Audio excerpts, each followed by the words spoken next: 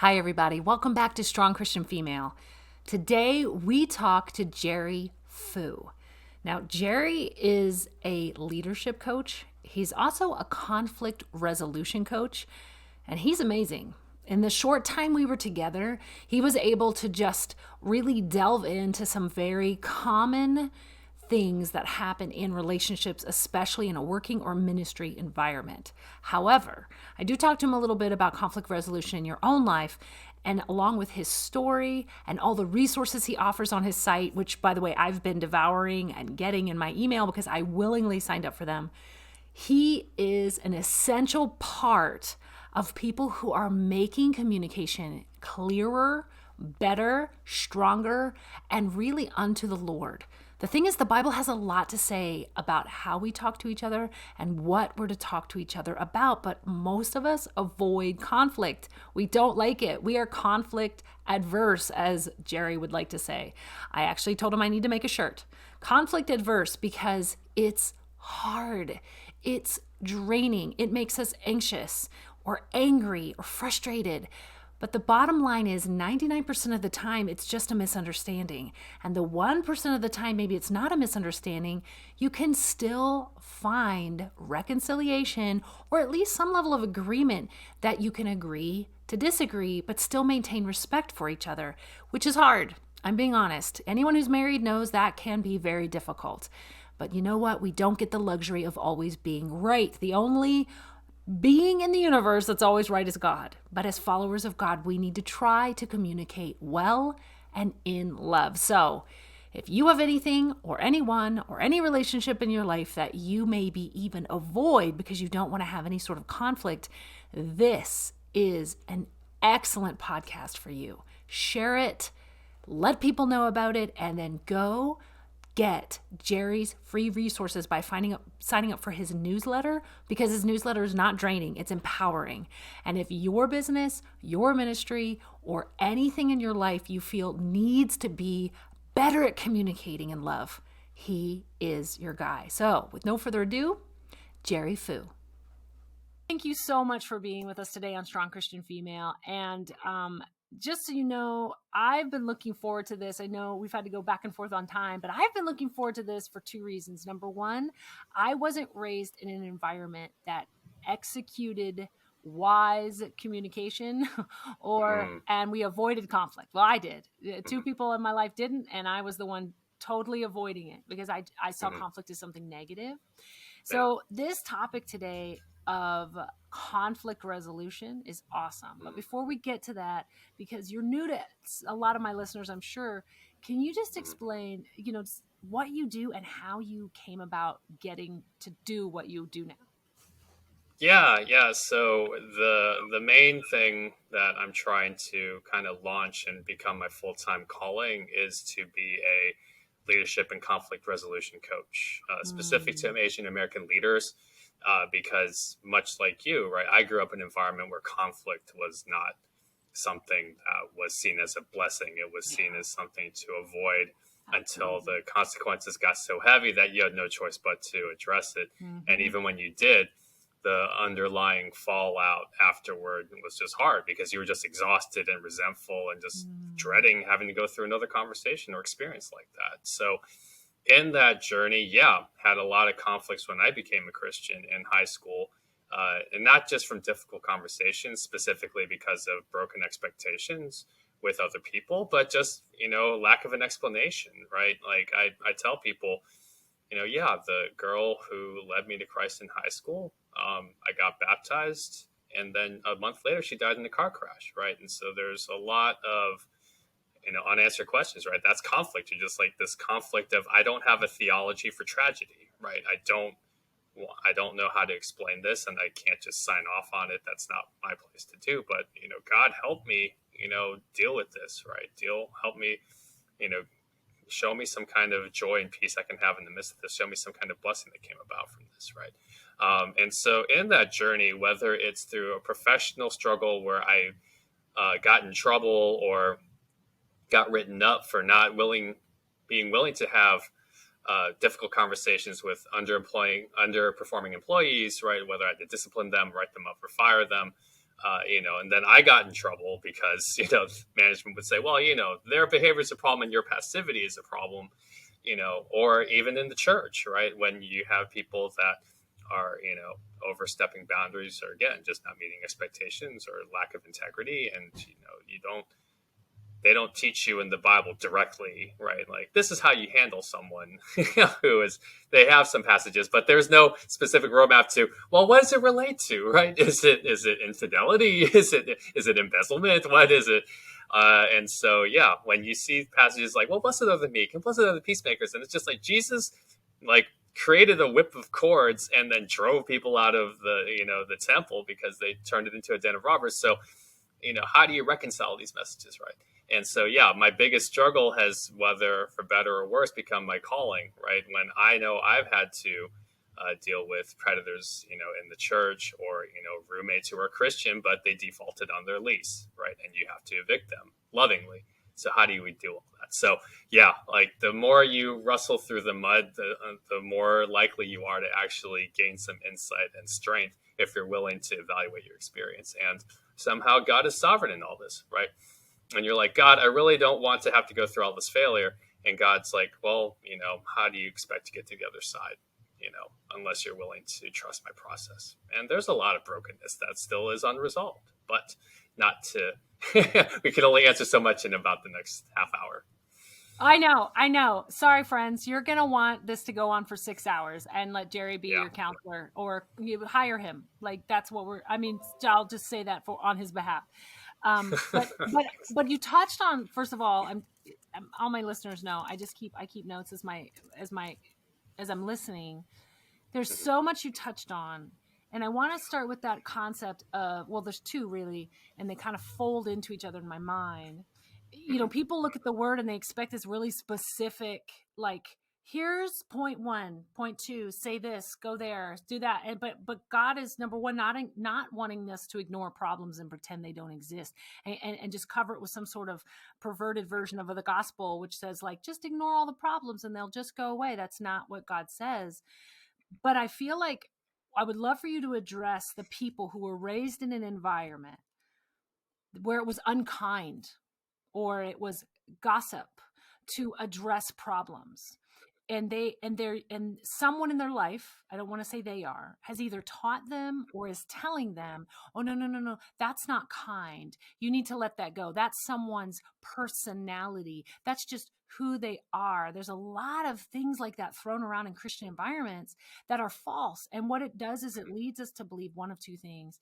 It leads us to believe either we're the problem because we're seeing it so clearly and what's wrong with us, which is not okay, but also, or it leads us to blatantly ignore problems. And like you said, they build up and they build up and they build up until everything it's so heavy you can't ignore it. If someone's seeing a problem in an environment that is a Christian environment, whether it's a Christian school, a church, an organization, and it is evident that something has to come of it, but they're being told, ignore it essentially because they're not kind, or, well, if you were to say something that's you're being gossipy, you're talking poorly of someone, even though they're not gossiping. These are just convoluted terms I think we throw around. What would you encourage them to do if they're like, no, there's a problem. I'm not being encouraged to handle it, but I know it needs to be handled. What would be the first step you would tell them to take? I know it's kind of a big question, but if they're like, no, this isn't going away, you guys, but no one's telling me how to handle it. Maybe they've never been in this position. They've never been the one that has to actually handle the problem. Yeah, no, I mean, like, I'm happy to give case studies, and be aware, guys. Like, remember, like, I think a myth to dispel before I jump into a specific example. It's one thing to just kind of, put one small caveat is that, even if you have the strength and courage by God's grace to address the situation, just understand it's not going to be solved on your first try. Like you're probably going to run into a lot of roadblocks and pushback because there are people that are complicit and complacent because it would just be too much of a threat to their own stability or things by becoming an ally with your attempts to restore integrity in organization. And so the specific example I'm thinking of is a friend of mine who actually worked as a teacher at a private Christian high school. And it was very evident that the business relationships, the pastor slash, school administrator was not exactly Mhm. kosher. Right. And, he's pointing out things where he's like, how is this, possible? Like, you're just rerouting money from one department to another and you're pocketing the difference. And, this isn't a good image for you. This isn't, it's people are upset, people are frustrated, and people aren't doing anything. Right. Or so, right. And so my friend, he tried to go to his immediate supervisor. Right. And so says, hey, look, I'm hearing things. Here's the evidence that's in front of me. Like, I want to address this because I don't think this is right. How do we do about it? Right. And so if that, you have to, go through proper channels, right? Because it's not, people want to get hero complex and they just think, oh, if I just charge to the top, it doesn't work that way. Right. You can, but you probably, you'll probably make more enemies than friends if you don't respect the titles and hierarchy that's already in place, as much as you may disagree with it. And so, you go to your immediate supervisor, right? Kind of like in the Bible, right? Where it says, hey, go to this one brother who's offending you. And if he refuses your feedback, okay, get two or three others and address them the same way, right? And so it's just kind of like the general biblical strategy, right? You want to go to your immediate supervisor. If he refuses your feedback, okay, let me go to the next one in charge. And then eventually you'll get up to the top, assuming it gets that far, right? Assuming it escalates to that point. And so at that point, you just need to be realistic and just say, okay, well, I've done my homework. I gave them the benefit of the doubt. I tried to show grace in the middle of addressing a difficult situation. And, there are times you may have to leave. As much as we want to, solve the problem and restore justice and integrity in those situations, there are times that, it's okay to, much like again in the Bible, right? Shake the dust off your feet and move on. It's not, there's no shame in doing that. And, I know friends, and I've been, guilty of this myself, where you want to just stay and plant in the situation. You just say, oh, well, it's about being faithful, not fruitful. And it's like, at some point, guys, you're going to have to ask yourself how much longer you want to burn yourself out trying to, throw bricks, through at a wall and hopefully something cracks. Right. And so, um, with that in mind, yeah, just to say, hey, look, just get curious, right? The first thing is just to say, hey, I'm not accusing anybody. Let me just lay out this evidence and say, hey, what kind of conclusion would you reach based on these observations that I've had? And again, it will be very uncomfortable, but that's the first step, is just to say, okay, how am I willing to just step even slightly outside my comfort zone in order to Yeah. address a difficult situation, and invite them to collaborate with you. That's another big thing, right? Hey, Yeah. now that I've kind of put this on the table, let's move to the same side of the table so we can look at this together and come up with the solution together. Because Absolutely. The you are not the problem is the problem. The problem problem. is the problem, right? Like, and as soon as you remember that, yeah, these are at least some starting points to make sure people say, you know what, I don't have to be afraid of this anymore. So, Jerry, you touched on something that's so important and so hard for people who maybe grew up in an environment that wasn't welcoming to healthy resolution, and that is it's going to be uncomfortable, and that's okay. If the central focus is unity and clear communication, and like you said, the problem is the problem. We don't attack the person, but we do not ignore the problem. We can do that, but it's not going to be fun. It's not going to be easy. And I also think you laid this out too, and I thought this was so important.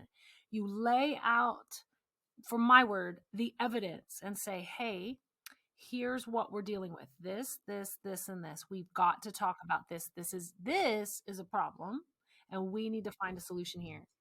But I want to talk about, like you said, the discomfort.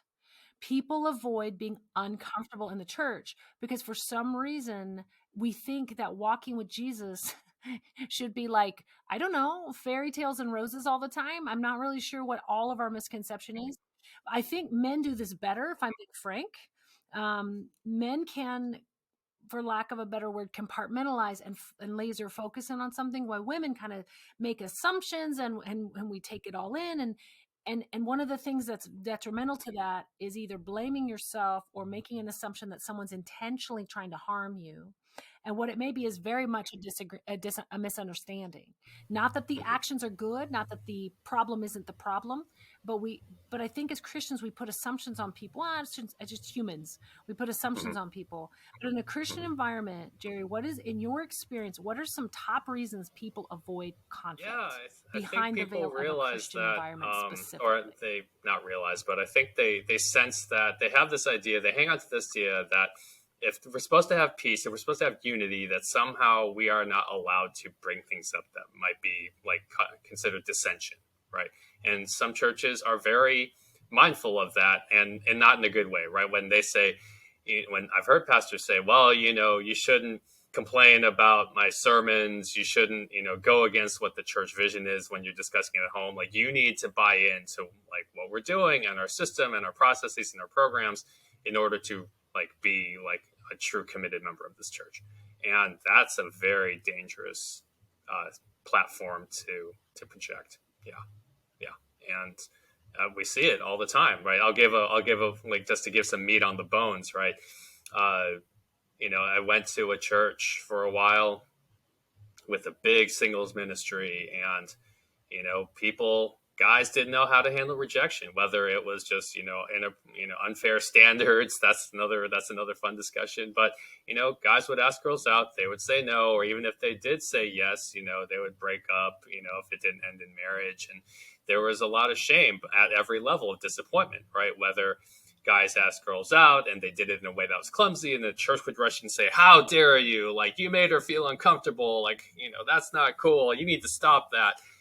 Yeah, and then yeah, or yeah, like they date, and then it breaks up, and then like social circles kind of get reconfigured, and people avoid each other because they don't know how to be civil after like expectations have to kind of go back down from dating back down to like brother sister in Christ, right? Or even worse, right? Even worse is that they get married because they follow the expectations that everyone's rooting for them, and then they end up in divorce, right? There's it's fraught with pain and disappointment. And the funny thing is, at this church that was shaming guys that yeah maybe didn't have the best social skills, instead of coaching them on how maybe they could do it, right, they just told them to stop altogether. And then they start complaining about, well, why isn't anyone getting married anymore? Like people, it's like, well, because you shamed them from even trying anymore. Like instead of coaching them to say, hey, here's how you can kind of refine your technique, or here's how some things to work on so that you maybe increase your chance of success.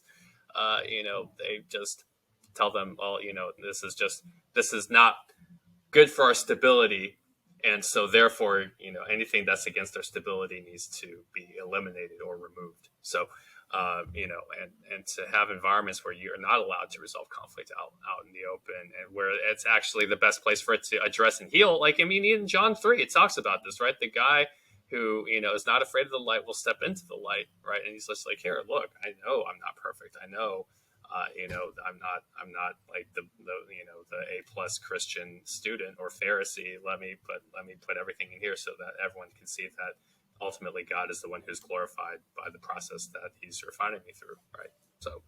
Wow. Jerry, I love what you're doing as you talk. You're adding grace, God's grace, Mhm. not false weird grace. It's wicked. Mhm. I mean, I'm sorry Mhm. guys, but there's some false grace out there that's not real. Oh, there is. Saying if we are living as brothers and sisters in Christ, sharpening each other. It says iron sharpens iron, and sharpening iron, if you've ever done it, is hard, rough. Mhm. It is Mhm. it is grating. It is not Mhm. a pretty process. It's not like you just dip it in some water and it comes out sharpened. Like when you're Mhm. sharpening each other, there's going to be Mhm. friction, and that friction Yeah. is what makes us stronger. I think that imagery is so beautiful in the Bible, but you're also saying, step into the light. Someone who has nothing to hide will step into the light, and and Mhm. and it could be that you're both stepping into the light, and it's someone said it to me this way. Imagine Mhm. I put a one, so me and Jerry are having a conversation, we're not agreeing on something, and someone holds up a $1 bill and this is, Jerry, describe what you're seeing. And he's like, well, I see a Mhm. guy and he kind of got a weird hairdo and he's got in a circle and it's got a one on it. And I'm like, wait a minute, that's what I'm seeing. I'm seeing a Mhm. pyramid with a weird eye floating above it, and I've got this like, and we're describing the same $1 bill from two different perspectives, Mhm. right? So there are Mhm. times where we are, if we're willing to be humble and say, I want to understand your perspective on this, I don't know. I want to come because the first thing you've talked about is establish an understanding of the problem. And once we understand what the problem is, we go from there. And I think that's such a beautiful, honest, but humble and open way to approach it. And if you were to advise, Jerry, leaders, so assume you're talking to a group of leaders who is in charge of those that are underneath them. How would you encourage those leaders to create an environment that that encourages communication and healthy conflict resolution? Because the problem I see in so many churches and in so many even Christian schools is people are shamed for coming forward with problems. Similar to what you said about when someone breaks up, maybe they didn't even make a mistake, but they're ashamed that there's even a problem to begin with. Because as Christians, for some reason, we're not supposed to have problems. I'm not really sure where that's written in the Bible, but how would you encourage a group of leaders who say, Jerry, we're starting from scratch. We made a bunch of mistakes in the past. We have a clean slate here. There's nothing hidden. We have everything in the light, but we never want to repeat our mistakes again. But we don't know what we're doing here. So please give us some advice on how to create this environment where we have healthy community. I know, the perfect environment, right? Where there's healthy communication. And when someone has a problem, they come, like, what do we even do? I mean, I realize that's like the perfect scenario of like, Jerry, just tell us what to do. But I mean, it is something that I think is so important. People have to admit they don't know what we're doing. Guys, we have to admit we don't know what we're doing. And we ask someone like Jerry for help rather than pretend we have all the answers and we just keep perpetuating our own problems over and over and over again. We need an outsider's perspective. So how would you encourage either a brand new organization or one that's starting from scratch on this to establish a healthy environment of communication? Yeah. Yeah, don't worry, guys. I have my own problems too, Good right? question. This is You're like, where do I start? you're just like, look, He's not perfect, you guys, go to a different set of problems. Even if you solve this one, you'll just move on to more problems, and that's okay. Here comes another one. Part of it is just recognizing, hey, how do we create like psychological, spiritual safety, right? What kind of standards do we feel are appropriate, based on our understanding of the Bible, right? Is there joy in being around each other, seeking God together? Because if there isn't, you need to figure out where you find that, right? Because like God isn't about, hey, like follow these rules perfectly and maybe I'll like you, right? I'll give you grace where you're missing things, but hopefully you don't have to use too much of that, because that's like the secret about grace, is that you try not to use any more than you have to, right? And so, yeah, I would say, yeah, how do you have a set of shared values, right? Do we believe in gathering together intentionally? Do we believe in, spiritual growth and how that growth is handled together? Do we agree on how we are supposed to give back to the communities, right? Or build relationships in order to make disciples, right? Because if those aren't things that everyone is on board with in your core team, like it's not going to work. Right. And so, yeah, like have a process in place whenever there are disagreements or broken expectations. How do we fix this? Right. What do we learn from this? That's a big thing, I think, because people don't know how to handle failure. Right. Let's say they do an outreach or something like that and they don't get any new visitors. Right. Are they going to point fingers and say, well, the flyers weren't exactly, professional, and you didn't, you were kind of clumsy with your words when you were trying to talk to people? Or are they going to say, hey, how do we try again so that we would increase our chance of success? Ultimately, any church that's thriving is ultimately by God's grace, right? Like you are not in control. And of the locus of control that God has given you, how are you making the most of that, right? And again, like I would just say, yeah, the simple start is, hey, what are we doing? Why are we doing it? And if, things don't go according to plan, how will we learn and respond to it? If you start off with those questions, I think, maybe you'd be surprised what kind of answers come about. If you're willing to be humble and learn from everybody there, I think that's the biggest thing. It's just, hey, set a tone of humility, set a tone of kindness, set a tone of, intention, being intentional and proactive, and I think if you take that humble initiative, right, then you don't have to be afraid of hard problems or questions or difficult things, because you're just bringing them up humbly. Hey guys, like our budget isn't in the best shape. Can we take a closer look at it? Right. Like you could just say that much, and people, if they want to dismiss it, at least it's their choice, but not because you didn't bring it up. Well, I know our time is wrapping up, but I want to end on this note. So the holidays are upon us all. Mm-hmm. Um, and the delight of family is sometimes challenging because of history that has never been resolved. I'm not saying when you're unwrapping presents around the Christmas tree, it's the right time to have conflict resolution. So don't misunderstand me, anyone. But some people have avoided family for years, because they can't have this kind of conversation. I know that you offer, and I'm plugging you openly here, Jerry. I know you offer Sure. one-on-one coaching, and I know Yeah. that you help businesses as well in groups. Mm-hmm. Um, and I can't. It's unfair for me to throw a scenario at you and you solve it, because it's everyone's different. Everyone's problems and issues are different. But Yeah. is if someone, and I mean this sincerely, this guys, it's going to sound like a blatant plug, but I'm just asking a true question. If someone is having these issues with one person, a group of Mm-hmm. people at work, maybe they are wanting to just say, am I crazy? How am I seeing something that isn't there? Or, in my case, I actually had a situation arise, and I asked four different people in my life that had different professional experience. And I said, Mm-hmm. I just want to make sure I'm not making this up. Here's the Yeah. information. Here's the problem I'm having.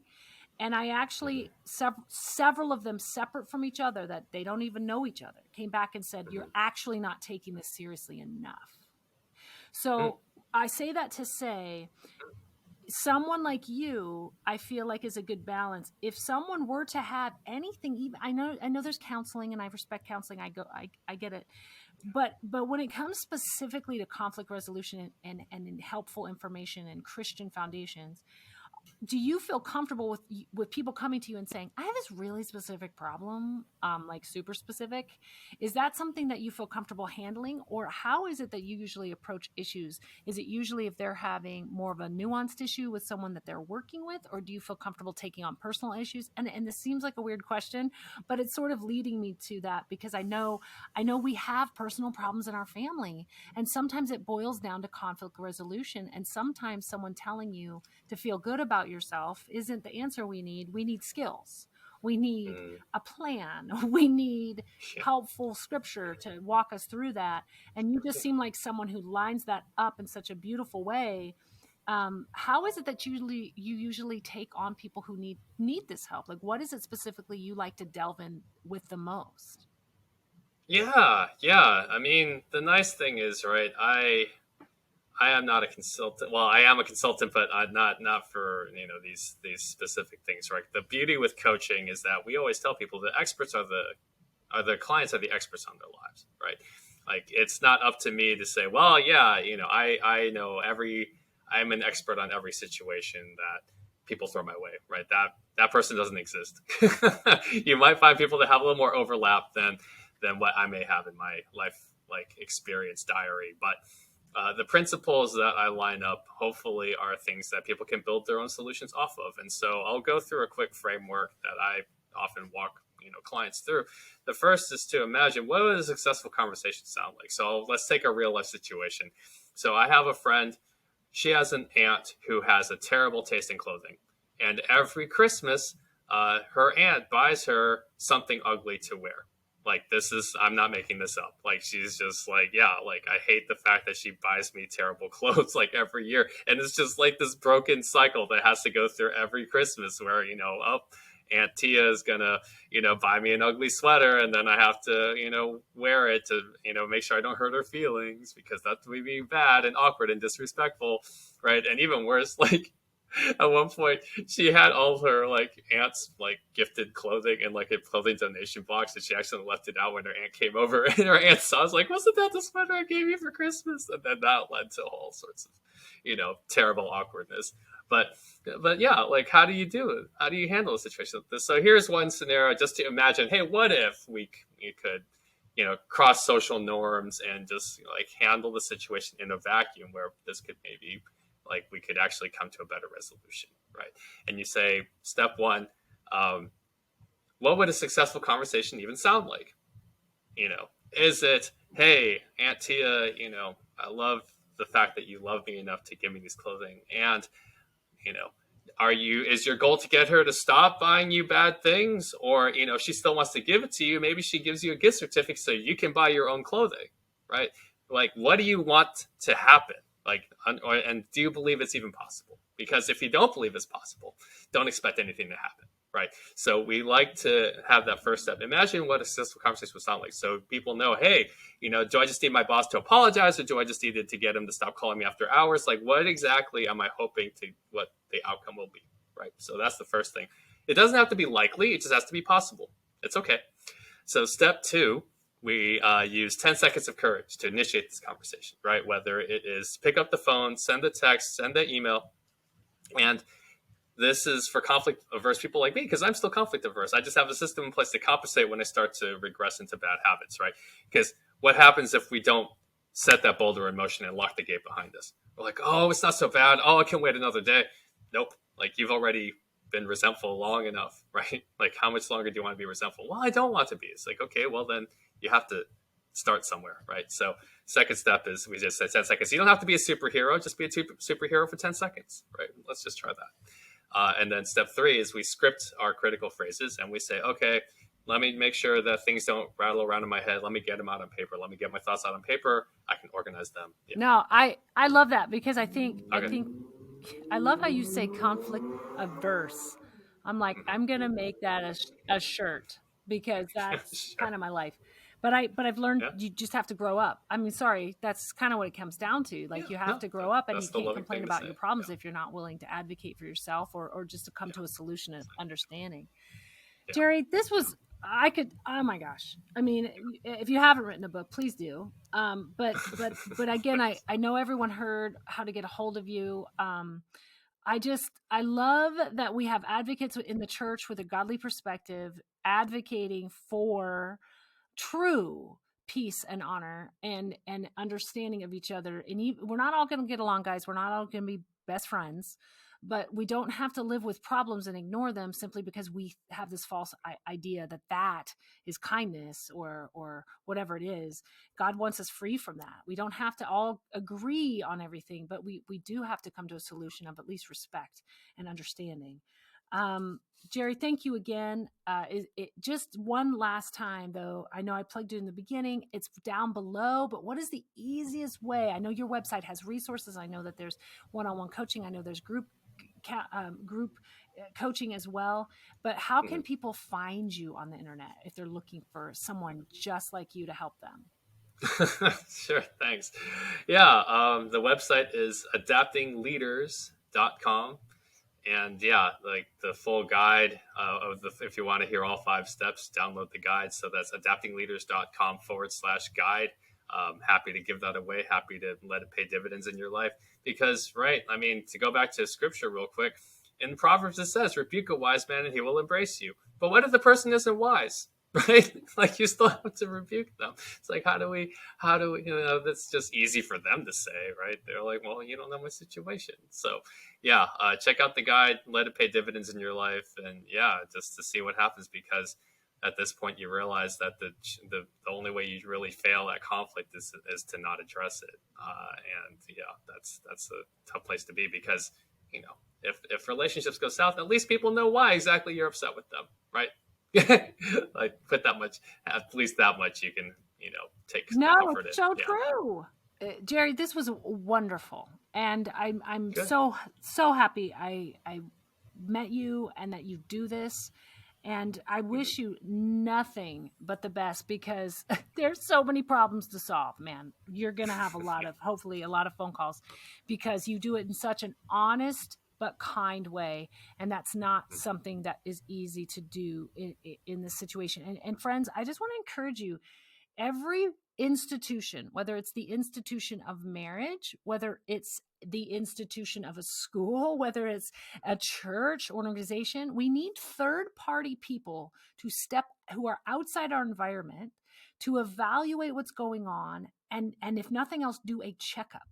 because we get used to habits, we get used to systems, we get used to personalities, and we excuse those and ignore those things. And it could be so easily solved if someone from outside stepped in and go, okay, I'm here to be your healthy scale, and we've got some things we need to work through. It takes the pressure off you. It takes the pressure off other people, and they see it from both sides, and that's a healthy thing. They need to see it from both sides, and they can say, "Hey, let's talk about this. Let's find a solution here." So, Jerry, you are someone in the church that is so needed and so necessary, and I'm so humbled that you were willing to be on my show today. Thank you so much for your time. Okay, thanks for having me.